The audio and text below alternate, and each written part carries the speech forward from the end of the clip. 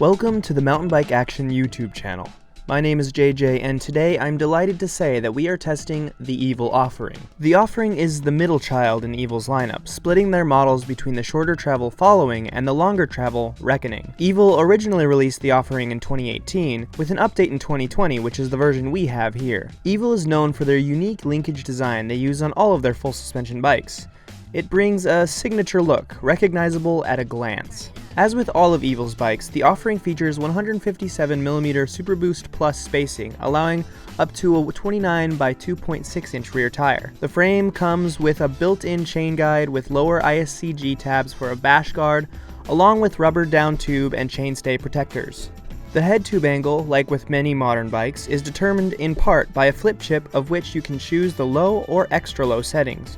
We spent most of our time riding this bike in the extra low setting with a head tube angle of 65.8 degrees and a seat angle of 76 degrees. One thing that stands out on the Offering is the relatively long 491mm reach on our size large, paired with its short 430mm chainstays. This will be expanded upon later. Our test bike was the GX Industry 9 Hydra build option, which comes with a full GX drivetrain, not Axis, and Industry 9 Hydra hubs laced to Evil's own recyclable loopholes rims, wrapped in a pair of Maxxis DHF tires. The stopping power is taken care of with SRAM G2 RS brakes, paired with 200mm front and 180mm rear rotor. Evil chose their in-house brand bars, 35mm stem, and grips.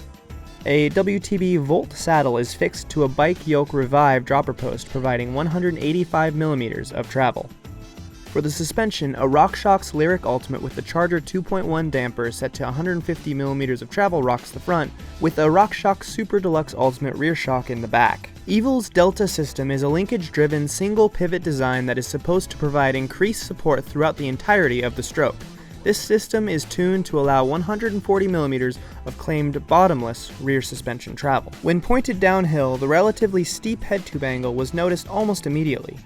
Even in the extra low mode, the head tube angle is relatively steep for a bike this caliber. Needless to say, it made it interesting when pointed down particularly steep trails. This bike isn't the most stable bike in the Evil lineup, but it's fun and quick handling, and its supportive suspension really boosted confidence on every trail we rode. In this video, we're riding Snow Summit Bike Park, and before that, we took it to Mammoth.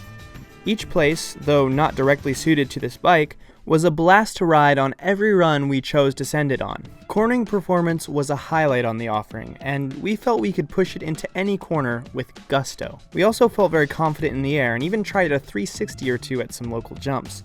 The Offering is definitely an all-mountain bike, and its capabilities are endless as long as you have a little determination. There were a few things that we liked enough to give them a specific shout out. We were surprised by the Loopholes wheel set and the compliance they offered over other carbon wheels in their category. We were also quite fond of the grips, which made riding with or without gloves very comfortable. There are a few upgrades we might make if we own this bike, like brakes, but overall we had very little to complain about it. We do have to make a small disclaimer though. We don't love the Evil branding or name. An Evil Offering is something we generally associate with an ancient society practicing human sacrifice to their gods, not a bike brand and model, but here we are.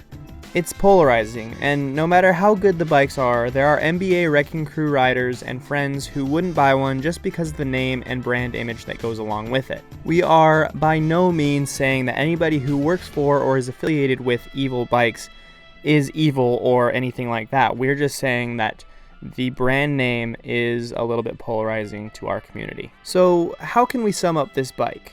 Well, it's fun, corners well, jumps comfortably, and climbs adequately. Whether it's a manual opportunity or a tabletop or a steep roller, we didn't back down from any opportunity to send it.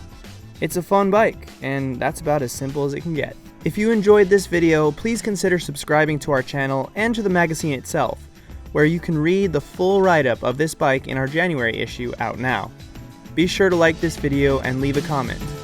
See you next time.